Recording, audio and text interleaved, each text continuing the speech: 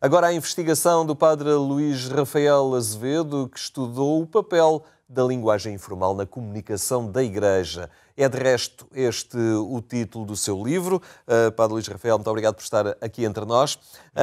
Então, há aqui uma via de caminho para a Igreja, no sentido de enverdar por uma linguagem mais informal? Sim, eu tentei perceber qual seria esse papel da linguagem informal na comunicação da Igreja, porque a verdade é que nós, quando falamos com as pessoas, muitas das vezes elas queixam-se do nosso catoliquês. Portanto, aquilo que os padres dizem não é compreendido. É imperceptível. Isso, os catequistas falam de uma maneira que os miúdos não percebem. Entre nós, católicos praticantes, às vezes temos uma linguagem que não é de todo muito perceptível e, portanto, o que é que se está a passar para esta mensagem, que é a boa nova de Jesus, não chegar às pessoas? Eu fui vendo ao longo daquilo que é a minha vida que a linguagem informal permitia às pessoas compreender melhor a mensagem de Jesus.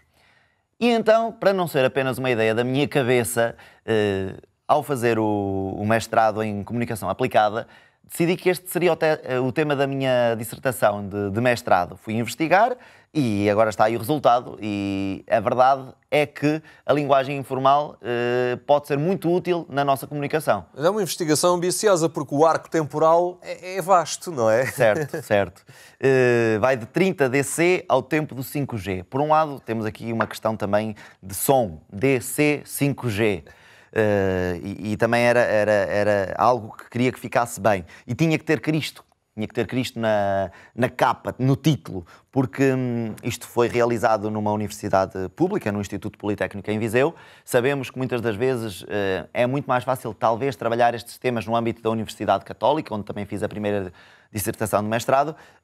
Às vezes em ambientes que não são propriamente dentro da Faculdade Católica, a coisa poderá não ser tão fácil. Eu também não queria que ficasse assim a coisa muito óbvia. Então dei aqui umas voltas até ter que cá meter Jesus, tinha que cá meter Jesus e ele está cá. Eu tive uma colega uma vez que me dizia: não, mas isso não tem nada a ver com Jesus. Até ler o título por completo, 30 depois de Cristo.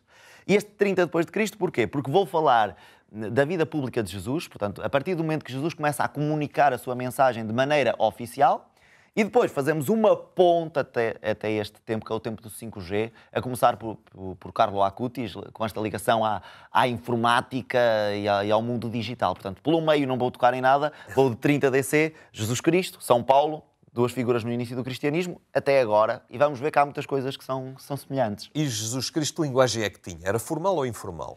Jesus tinha uma linguagem que era completa, portanto, houve muitas vezes em que Jesus era formal, dizia as coisas que tinha a dizer da forma que era habitual naquele tempo, mas o que nós vamos descobrindo é que Jesus era um comunicador improvável. Portanto, as parábolas que Jesus contava, os gestos que Jesus tinha, os sítios onde Jesus ia. Portanto, nós vamos vendo como a mensagem de Jesus passava, não propriamente através dos meios mais habituais naquele tempo, nem da maneira mais habitual. E nós, quando pegamos no Evangelho, nós vamos vendo como isso foi gerando muita estranheza. Porque é que ele está a fazer isto? Porque é que ele está a contar esta história?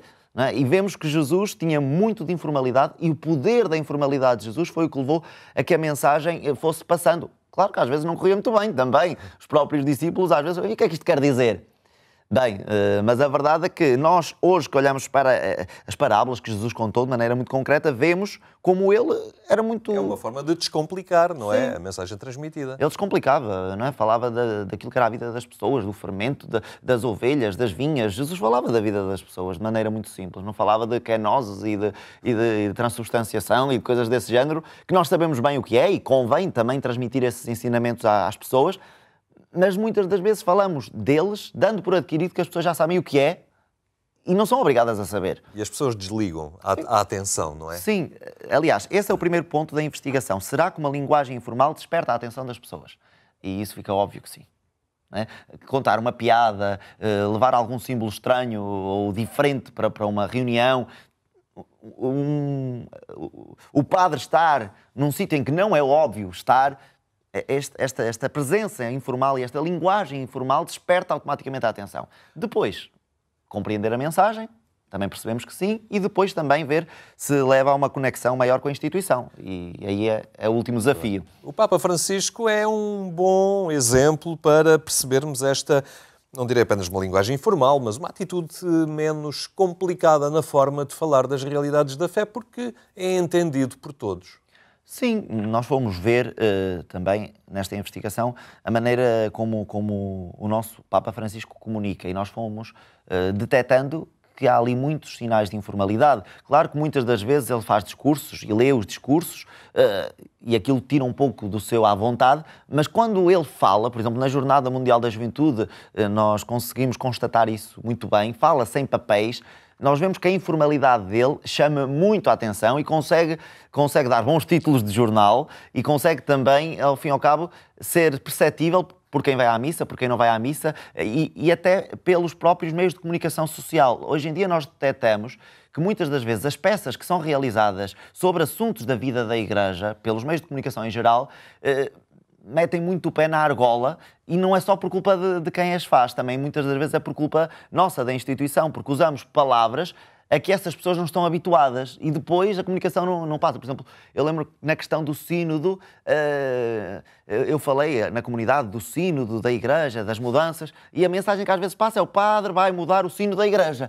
Portanto, temos que descomplicar às vezes as coisas ou ser muito claros na maneira como as dizemos. E esta informalidade não vai pôr depois em causa o rigor da mensagem a nível teológico, da seriedade daquilo que se transmite?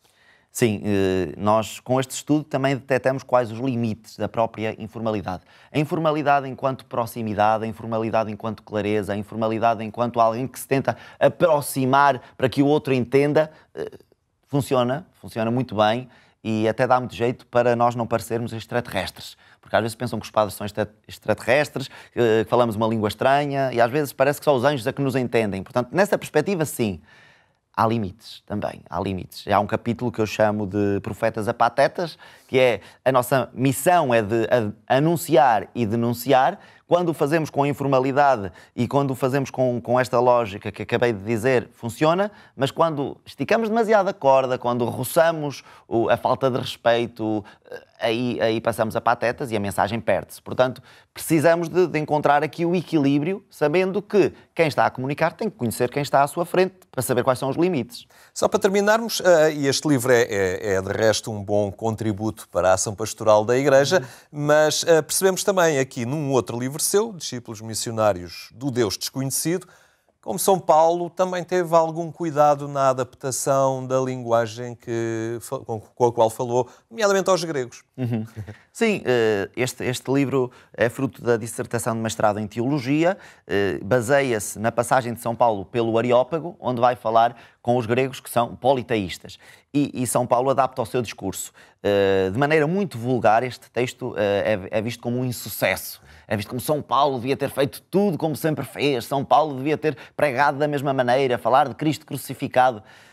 Há muitas discussões sobre este texto, mas a verdade é que a investigação vem propor esta adaptação da linguagem. Nós não podemos estar a falar para um povo que é politeísta da mesma maneira que estamos a falar para um povo que é monoteísta. Nós não podemos estar a falar para crianças como quem está a falar para os avós das crianças. Nós não podemos estar a falar para gente que acredita como falamos para gente que não acredita. A mensagem é a mesma, a maneira como a transmitimos é que tem que ser adaptada. Às vezes, podemos falar para muita gente e ficam apenas 2 ou 3. São Paulo aconteceu-lhe isso no Areópago, não é? Portanto, está a falar para muitos que estavam lá, adaptou a sua linguagem e quase parece que saiu de lá derrotado porque não foram muitos. E hoje não será muito parecido. Também falamos para muita gente e quem é que se converte e quem é que alinha nisto. Bem, se calhar isto tem mais a ver connosco do que aquilo que nós pensamos.